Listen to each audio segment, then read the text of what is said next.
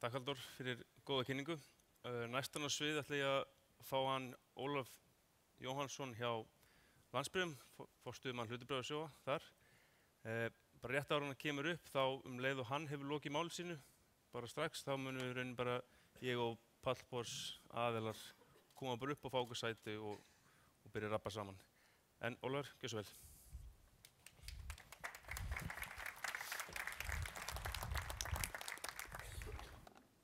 Takk fyrir. Ég heiti Ólafur Jóhannsson og er forstöðumaður hlutabréfasjóða hjá Landsbréfum og ætla að fjalla í stuttu máli hlutabréfamarkaðinn.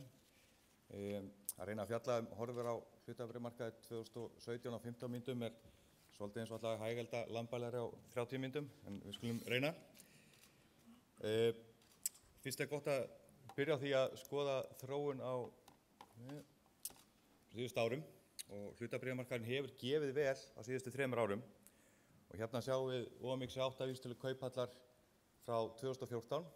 Nú árið 2014 byrjaði erfiðlega, fengum lækkun framan á ári og síðan svona haustið að þá fór markaðar að taka við sér og við tók nánast rúmlega árs hækkunarfasi sem stóð allt til ársbyrjunar 2016. Nú árið 2015 var mjög gott. OMX8 vísitalan hækkaði rúmlega 43% arðleiðrétt sem á alla mæli hverða telst talsvert hraustleg hækkun. Nú árið í ár hefur verið rússíbanareið eins og við þekkjum, byrjað á skarpri lækkun. Við tók svona væntingar það, þetta væri nú allt í lagi, fram í apríl, en síðan þá hefur markaðurinn verið þungur. Nú ef við berum íslenska markaðinn saman við þann erlenda, og mælt í íslenskum krónum, þar að segja fyrir íslenskan fjárfesti, að þá blasir við svolítið áhugaverð mynd.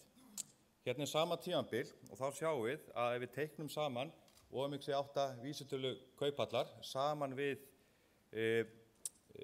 S&P 500, bandarísku vísitöluna, DAX og svo FTSE 100, bresku vísitöluna, að þá sjáum við að mælt í íslenskum krónum fyrir íslenskan fjárfesti hefur íslenski markaðurinn gefið ansi vel, eða á síðustu 3 árum 37%. Bandaríski markaðurinn, mældur í íslenskum krónum, hefur gefið 15%, sá þýski hefur lækkað 10% og sá breski lækkað 20%. Þannig að sá íslenski hefur staðið sig býsna vel. Og þá vaknar kannski upp svo spurning hvort að íslenski markaðurinn sé of verðlagður miðað við þann erlenda, hvort að það sé einhver bólumyndun þar sem við lifum innan fjármagnshafta og þá höfum við ýmis tól og tæki, til dæmis ýmsar kennitölur til þess að bera saman íslenska markaðan við þann erlenda og ég ætla aðeins að skoða íslenskar kennitölur eftir en ekki fara djúpt ofan í erlendar kennitölur, en við getum samt sagt það að erlendar kennitölur eru á alla mælikvarða frekar háar nú stundir, þannig að væntingar í erlendis til fyrirtæki eru býsna miklar og almennt talað að markaðir séu almennt svona sögulega frekar dýrir. Þannig að erlendu markaðirnir eru dýrir og íslenski markaðurinn, það er spurning hvort að hann sé dýr, miðað við þá hagvaxta spá sem er í gangi núna, þar að segja að hagvöxtur muni verða mikill á næstu árum. Nú árið 2016 hefur verið svona einkenni öfgakenndra hreyfinga og hérna er ég með töflu sem sýnir, má segja, flöktið, það staðis að vera með einhvers konar hjartalínurrit sem sýnir flöktið, að þá er bara einföld tafla sem telur dagana þar sem að markaðurinn hefur sveiflast á þessum bilum sem sjást í töflunni þarna lengst til vinstri. Og þá sjáum við að árið í ár hefur verið ansi mikil rússíbanareið og hegðun markaðarins einkennst af öfgakenndum hreyfingum, mun meira heldur en árið 2014 og 2015. Það er kannski ágætt að setja það fyrirvara við skýringarnar, að þetta er ekki einhlítar skýringar sem eiga við hvern dag, en þetta er svona kannski sá punktur sem tiltók við hvern dag. En ef við skoðum þessa 5 daga sem að markaðurinn hefur lækkað meira en 3% þess ári, og nota bene hann lækkaði aldrei það mikið á árunum 2014 og 2015, þess að dagsbreytingin, að þá er versti dagurinn var þarna í sumar, þegar þjóðin var í Frakklandi, þegar að Brexit var samþykkt í Bretlandi, þá lækkaði markaðurinn hérna heima rúmlega 4%. Nú uppgjör Icelandair á Q1 og svo var Marel og Icelandair á Q2 lækkaði markaðurinn einnig mjög hressilega 4% og 3,5%. Í upphafi árs olli titringu á erlendum mörkuðum lækkun markaðar 3,33% 14. janúar og svo lok Q3 á 30. september lækkaði markaðan 3%, oft tengt við tilkynningu Icelandair sölu fruminnherja, en auðvitað mun margþættari skýringar á bak við þá lækkun heldur en bara sá trigger, en sá atburður triggeraði klárlega lækkun á markaði. Nú hins vegar, ef við skoðum síðan góðu dagana, þá einn góður dagur, eða 3% dagur, svona rosalegu dagur, má segja, árinu 2014, 15 og 16. Og árinu 2014 var sá dagur þegar Marel skilaði uppgjöri 23.10. þegar var svona viðsnúningur í rekstri Marels. Annar atburður þegar Marel keypti MPS var býsna góður dagur 2015 og svo 19. janúar í ár þegar svona erlendir markaðir tóku jákvætt í hagtölur frá Kína sem leiðrétti má segja titringin sem varð 14. janúar. Þannig að það var svona má segja ákveðin leiðrétting á þeim degi. Nú, hreyfingarnar í ár hafa verið, eins og ég segi, frétta- og flæðistengdar og það kannski það sem einkennt þetta ár eru svona ýmsir atburðir eins og Halldór talaði á skuldabréfamarkaði. Og þarna tiltekið nokkra atburðir sem hafa haft býsna mikil áhrif á hlutabréfaverð og oft á tíðum má segja ótengt svona fundamentals hvers fyrirtækis og jafnvel uppgjörum sem fyrirtæki birta. Þannig að má segja að markaðurinn sé almennt frétta- og flæðisdrifnari heldur en verið hefur og það orsakar þetta mikla flökt sem verið hefur. Nú við erum með allskyns fréttir eins og afléttingu gjaldeyrishafta, fjárfestingar lífeyrissjóða erlendis og fjárfestingar erlendra aðila á Íslandi sem hafa haft mikil áhrif, fréttir af kjarasamningum, stjórnarmyndunarviðræðum, forsetakosningar í Bandaríkjunum, Brexit eins og ég nefndi áðan og fleira.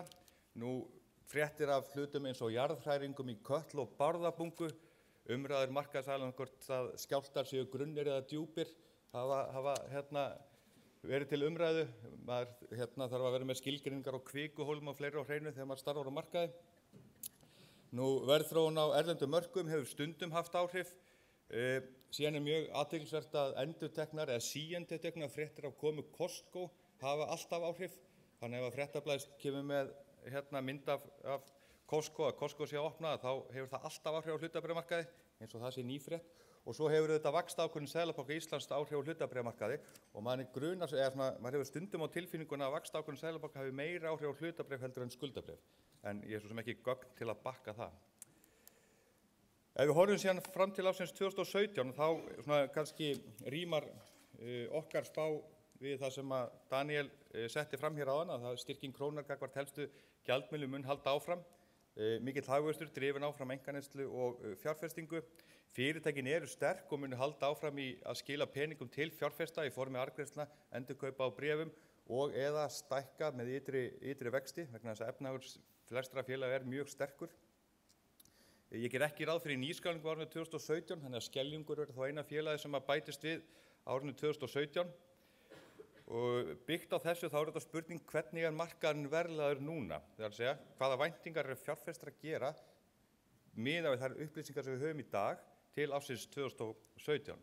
Og þá þetta best að skoða kennitölur og ég ætla að hafa þetta mjög einfalt og kannski líta bara á VF-hlutfallið. En að sjálfsögðu þarf maður að skoða fleiri kennitölur þegar maður ætlar að greina félögin. En ef við horfum á VF-hlutfallið á nokkrum félögum og þá byrjum á Icelandair og þá sjáum við að í vor, áður en að Icelandair birti uppgjörið sitt fyrir Q1, að þá var VF-hlutfall Icelandair orðið býsna hátt sem benti til þess að fjárfestar voru að gera mjög miklar væntingar til ársins 2016. Síðan þá hefur félagið lækkað hjá sér afkomu spána tvisvar sinnum. Hlutabréfið hefur fallið talsvert. Hagnaður á hlut hefur hins vegar staðið í stað, en hlutabréfið verið lækkað sem hefur orsakað það að þetta hlutfall, VF-hlutfall, hefur hríðfallið og stendur núna í kringum 9. Sögulega er það mjög lágt fyrir félagið, þannig að við getum kannski dregið það ályktun að fjárfestar eru kannski ekki núna að gera miklar væntingar til félagsins á næstu árum eða þess að vaxtarfélags á næstu árum eins og þeir gerðu í upphafi þess árs. Ef við skoðum Marel þá mjög áhugavert að skoða þá mynd einnig vegna þess að eftir að félagið það var viðsnúningur í rekstri félagsins að þá lækkaði VF-hlutfallið talsvert mikið og það sem kannski áhugavert að skoða VF-hlutfallið þarna í kringum lok árs 2015 þegar félagið kaupir MBS þá hækkar hlutabréfaverð Marels talsvert og VF-hlutfallið þar með hækkar Síðan þá hefur vaffahlutfallið síið aðeins þrátt fyrir það að rekstur félags hafi gengið vel og sameiningu MPS hafi gengið mjög vel. Þannig að mínum að eru fjárfestar ekki að gera ráð fyrir því að sameiningin skili mikilli samlegð inn í rekstri félagsins. Þannig að mínum að vaffahlutfallið á Marel ekkert sérstaklega hátt. Það ekkert rosalega miklar svona innfólgnar væntingar í það hlutfall. Miðað við rekstur Marel almennt og sögulegt vaffagildi Marels. Ef við skoðum hins vegar Eimskip og Haga sem eru kannski ólík Icelandair og Marel að því leytinu til að þetta eru félög sem eru frekar tengd svona íslensku hagsveiflunni. Þó að Eimskip vissulega sé erlent félag líka, þess að gera upp í erlendri mynt, að þá er þetta samt félag sem er svona tengdara íslensku hagsveiflun heldur en Icelandair og Marel að einhverju leyti. Og þá sjáum við aðeins svona aðra mynd, þar að segja að fjárfestar eru farnir að gera meiri væntingar til þessara tveggja félaga. Vaffahlutfall Eimskipa hefur tekið að rísa núna á þessu ári eftir að félagið svona fór að skila betri uppgjörum og væntingar fjárfesta til þess að þessi hagsveifla sem við erum í að hún og aukin innflutningur, aukin fjárfesting komi til með að skila bættum rekstri félagsins. Vaffahlutfall Haga hefur risið og stigið mjög hratt núna síðustu árin og er sögulega í hæstu gildum sem bendir til þess að fjárfesta gera miklar væntingar til fyrirtækisins að hagnaður muni aukast með styrkingu krónunar sem að gagnast félaginu, aukin einkaneyslu, fjölgun ferðamanna og fleira. Þannig að þar eru væntingarnar orðnar talsvert miklar. Þriðji flokkurinn sem ég langar að tala eru tryggingafélögin. Þar horfum við á price to book kennitöluna svona helst. Og þá sjáum við mjög athyglisverða mynd að það er sama þarna sem hefur gerst núna síðustu mánuði, er að þessi kennitala hefur stigið mjög hratt og fyrir tryggingamiðstöðuna er hlutfallið komið yfir 1,7, þar segja price to book kennitalan, sem að þýðir að fjárfestar eru farin að gera talsvert miklar væntingar til þess að afkomubati vátryggingarekstri, að hann sé farin að koma inn í bækurnar og áframhaldandi verði góð ávöxtun af fjárfestingar eignum félagana. Þannig að þarna eru fjárfestar farin að gera væntingar til þess að rekstur félagana verði býsna góður á næsta ári. Nú til að draga þetta saman þá má segja að ytri aðstæður skráðra fyrirtækja séu að mestu leyti hagfelldar. Styrking krónu er auðvitað áhyggjuefni fyrir ákveðin félög, fyrirtækin sem eru í útflutningsgeiranum, en jákvæð fyrir önnur félög eins og til dæmis Haga og þannig félög sem græða á því að krónan styrkist. Nú óvissa á vinnumarkaði er áfram einhver og geta sumra fyrirtæki til þess að velta launahækkun út í verðlag er ekki nógu góð og slík fyrirtæki hafa átt til dæmis undir högg að sækja í ár og nefnir fjarskiptafélagin sem dæmi og auðvitað mun síðan flæði fjármagns í fjárfestingar erlendis hafa áhrif á markaðinn, en ég hugsa að það verði nú minna heldur en verið hefur. Nú verðkennitölur á íslenskum markaði benda til þess að íslenski markaðurinn sé ekki of verðlaður, hann sé ekki dýr í samanburði við erlenda markaði og sérstaklega við horfum á tvo þætti, annars vegar hagspá fyrir næstu ár og síðan sterkan efnahagsreikning félagana, að félögin standa sterkt, þannig að í samanburði við erlenda markaði þá eru kennitölur á Íslandi alls ekki háar. Ef við tökum síðan með í reikningin væntar styrkingu krónunar, að þá er erfitt að réttlæta fyrir aðila að fjárfesta í miklu mæli í erlendum félögum í stað þess að fjárfesta í innlendum félögum vegna þess að ef þú fær síðan styrkingu krónunar á móti einnig, að þá þurfa erlendu félögin að standa sig, erlendi markar að standa sig mun betur heldur en svo íslenski til þess að vera samanburðarhæfur við ávöxtun innlendamarkaðarins fyrir íslenskan fjárfesti. Ég ætla sem ekki í lokin að lofa neinum prófstækkun á markaði en við hjá Landsbréfum göngum bjartsýn inn í árið 2017. Takk fyrir.